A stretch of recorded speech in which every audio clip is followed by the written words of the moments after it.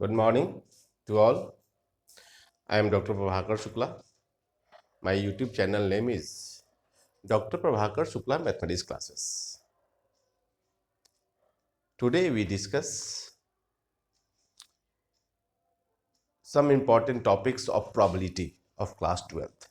आज class 12th के कुछ इंपॉर्टेंट टॉपिक्स की चर्चा करने जा रहे हैं जो प्रोबेबिलिटी चैप्टर से लिया गया है। जैसे चैप्टर नेम्स में टॉपिक्स आते हैं, इंडिपेंडेंट इवेंट्स क्या होते हैं, multiplication rules for independent events क्या होते हैं, इसकी आज हम चर्चा करेंगे, बेसिक फार्मूला, और इससे एक दो एग्जाम्पल की भी चर्चा हम करेंगे। सबसे पहले मेरे channel doctor Prabhakar Shukla mathematics classes को सब्सक्राइब करें, लाइक करें, शेयर करें और अपना कमेंट्स भी दें और सुझाव भी जरूर दें।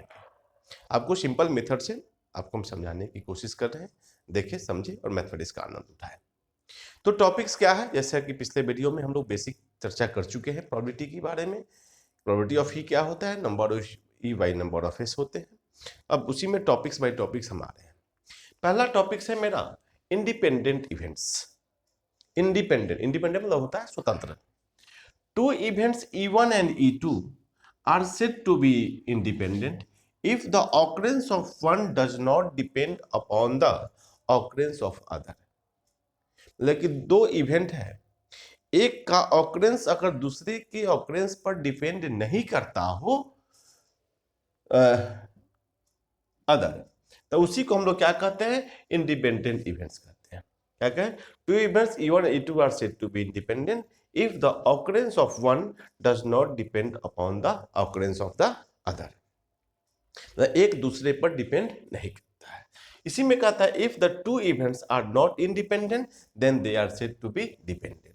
जो इंडिपेंडेंट नहीं होता है वो डिपेंडेंट होता है। जैसे एग्जाम की बात करते हैं, एग्जाम्पल की, दो कॉइन को हम टॉस करें, सपोज करें कि दो कॉइन टॉस करें, हम दो हाथ में दो कॉइन लेते हैं। एक कॉइन में हम टॉस किए तो हेड आता है, एक कॉइन में टॉस किए तो टेल आता है।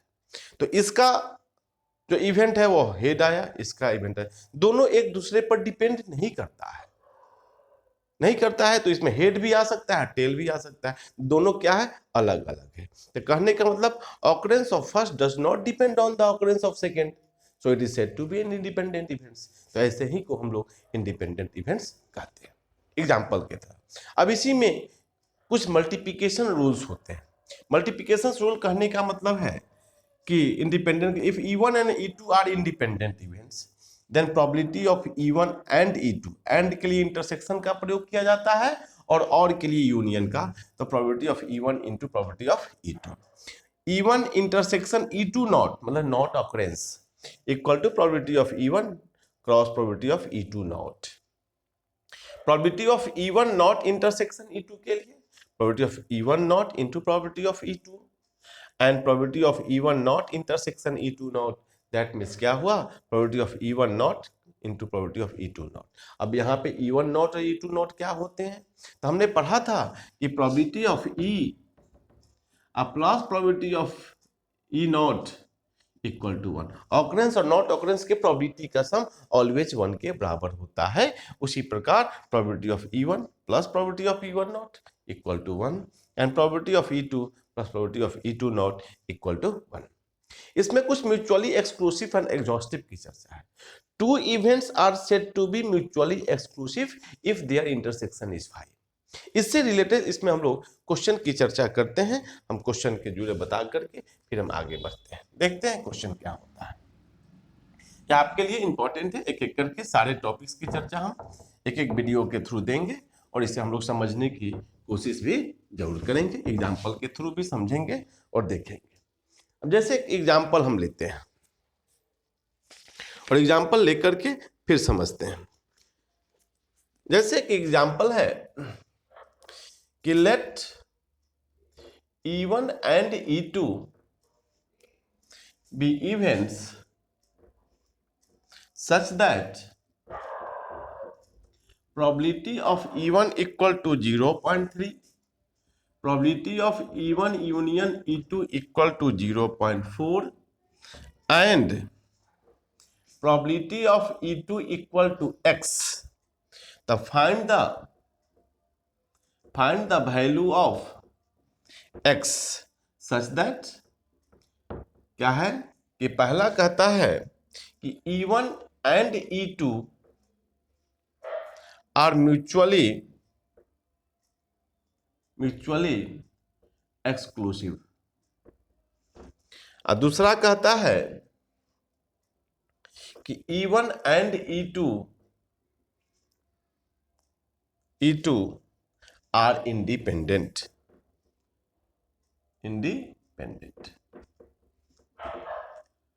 अब देखिए, अब इसको हमको सॉल्व करना है।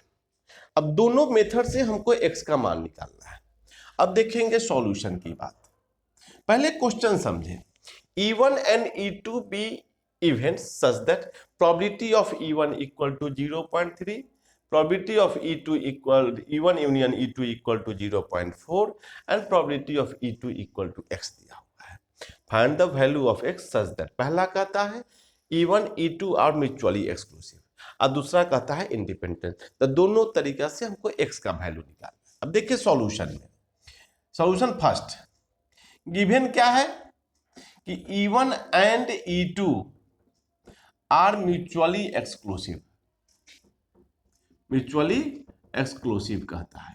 म्यूचुअली एक्सक्लूसिव कहने का मतलब कि therefore E1 intersection E2 equal to 5।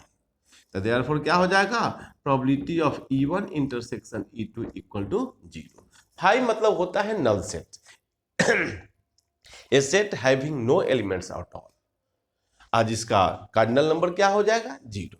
अब देखिए तो एक फार्मूला हम जानते हैं, since probability of E1 union E2 equal to probability of E1 plus probability of E2 plus probability of E1 intersection E2, जैसा कि हम वीडियो में बता चुके हैं। अब E1 यूनियन E2 का वैल्यू कितना है, 0.4। E1 की वैल्यू क्या है, 0.3। E2 का वैल्यू हमको x फाइंड करना है, यह वैल्यू मेरा कितना हो गया, 0 है। अब यहां से हम सॉल्व करेंगे तो x equal to 0.4 minus 0.3 equal to 0.1। यह जब कब किस केस के लिए हुआ, जब वह म्यूचुअली एक्सक्लूसिव हो तब। म्यूचुअली एक्सक्लूसिव में क्या होता है, जब दोनों का इंटरसेक्शन क्या हो, 5 के बराबर होता है। एग्जॉस्टिव क्योंकि सारे के प्रोबेबिलिटी का सम 1 के बराबर होना चाहिए। इसी को अगर दूसरा केस के लिए निकालते हैं तो फर्स्ट केस के लिए हो गया। अब इसी को मिटा करके हम सेकेंड केस की भी चर्चा करते हैं। समझ अब देखिए सेकेंड केस क्या कहता है कि E1 and E2 are independent है। इसका मतलब क्या हो गया कि probability of E1 intersection E2 equal to probability of E1 into probability of E2। यह फॉर्मूला हो जाते हैं। अब इसका फॉर्मूला हम लोग कैसे निकालते हैं, अब देखिए। अब इसको हम लोग सॉल्व करते हैं तब आप समझेंगे। अब जैसे E1 इंटू E2, तो E1 का वैल्यू कितना है, 0.3 इंटू एक्स, दैट मीन्स कि 0.3 इंटू एक्स लिख सकते हैं। अब हमको वैल्यू निकालना है। वैल्यू कैसे निकालते हैं ये चीज हम लोग अब देखते हैं। अब देखिए सिंस हम जानते क्या है कि probability of E1 union E2 equal to probability of E1 plus probability of E2 minus probability of E1 intersection E2। ये हम लोग फार्मूला पढ़े हुए हैं। इस फार्मूला की सहायता से हम लोग क्वेश्चन बनाते हैं। तो E1 यूनियन E2 का वैल्यू कितना दिया हुआ है, 0.4। E1 की वैल्यू कितना है, 0.3। E2 का वैल्यू x, इसका वैल्यू कितना हुआ इंटरसेक्शन का, 0.3 इंटू एक्स। तो इसको एक तरफ ले आएंगे, 0.4 minus 0.3 equal to 1 minus 0.3 into x. ये हो गया 0.1 इक्वल टू 0.7 इंटू एक्स। तो यहाँ से हम लिख सकते हैं क्या, x equal to 0.1 by 0.7 that equal to 1/7। अब यह 1/7 यह x का वैल्यू हो गया। ये दोनों केस के लिए हम लोग पढ़ लिए। किस केस के लिए, जब वह म्यूचुअली एक्सक्लूसिव हो, और एक केस क्या हो, जब इंडिपेंडेंट हो। अब इसी प्रकार एक क्वेश्चन और हम चर्चा करते हैं, फिर वह देखेंगे। एक एक करके एक दो क्वेश्चन समझाते हैं, उसके थ्रू फिर हम समझेंगे। जैसे एक क्वेश्चन और देखें, हमको वह दिखाते हैं, इंपॉर्टेंट क्वेश्चन है, एग्जाम्पल लेते हैं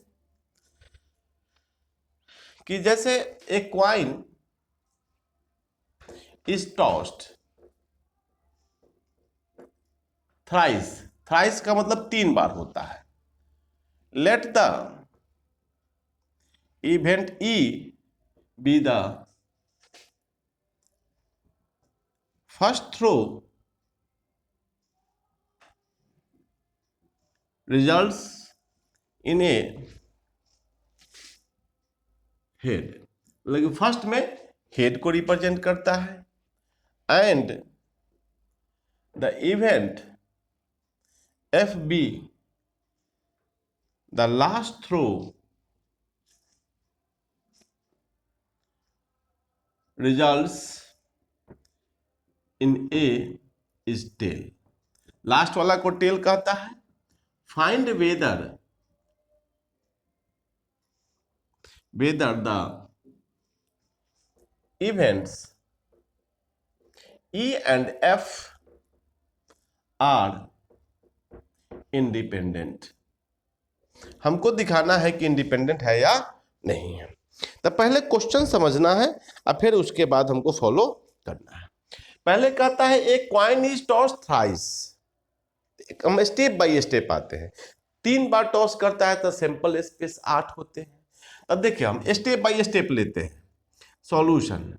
हियर एस इक्वल टू कितना हो जाएगा, triple H, H S T, S T H, S T T, T H H, T S T, T T H और ट्रिपल टी, जैसा कि हम लोग जानते हैं। फिर कहता है कि let E be the event the first throw result in a head, पहला रिजल्ट क्या आना चाहिए, मेरा हेड आना चाहिए। तो E इक्वल टू, अब देखिए पहला वाला H कौन कौन में होगा, तो ट्रिपल H हुआ, एच एस टी हो जाएगा, एस टी एच होगा और एस टी टी होगा। पहला H होना चाहिए, इसमें कितने हो गए, 4। फिर कहता है कि अगला क्या कहता है कि F के लिए कहता है कि लास्ट थ्रो मेरा टेल होना चाहिए, अंतिम वाला टेल। देखिए अंतिम टी जिसमें हो जाए एच एस टी, फिर देखिए एस टी टी, फिर यह नहीं होगा टी एस टी होगा, फिर ट्रिपल टी होगा। मतलब कि पहला में कहता है कि जो प्रथम एच हो सब में वह देखना है, और एफ जो कहता है उसमें लास्ट टी देखना है, तो हमको निकालना है वैल्यू। अब देखिए तो therefore E intersection F equal to कितना हो जाएगा, दोनों में कॉमन देखे एच एस टी है और फिर एच टी टी है। यहां से गौर करेंगे तो number of S equal to 8 हुआ, number of E equal to 4 हुआ, number of F equal to भी 4 हुआ और number of E intersection F equal to कितना हो गया, 2 हो गया। अब हमें बताना है कि यह इंडिपेंडेंट है कि नहीं है। तब पहले देखें तो प्रोबेबिलिटी ऑफ ई क्या होता है, number of E by number of S, तब 4/8 इक्वल टू 1/2। फिर प्रोबेबिलिटी ऑफ एफ निकालते हैं तो क्या हो जाएगा, number of F by number of S, ये भी 4/8 इक्वल टू 1/2।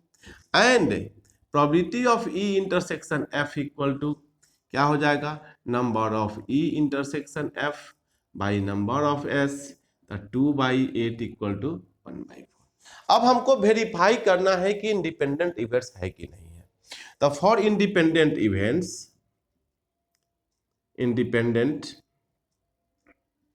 इवेंट्स क्या होते हैं कि probability of E1 intersection F equal to probability of E1 into probability of F। अब देखो तो E1 इसका वैल्यू कितना आया 1/4, इसका वैल्यू क्या है 1/2 इंटू 1/2, मतलब कि 1/4 बराबर 1/4 है कि नहीं है। तो 1/4 बराबर 1/4 आ गया, तो हम कह सकते हैं कि E and F are independent events. यही basic concepts of independent events है और मल्टीप्लिकेशन रूल्स होते हैं। इस तरह से हम सारे क्वेश्चन को फॉलो कर सकते हैं। प्रॉपर है, इंडिपेंडेंट दिखाना है, एक्सक्लूसिव हो, एग्जॉस्टिव हो, इसी तरह से दिखाना है। बस आज के लिए इतना ही। मेरे channel doctor Prabhakar Shukla mathematics classes को सब्सक्राइब करें, लाइक करें, शेयर करें और कमेंट्स भी करें। आज के लिए इतना ही। धन्यवाद।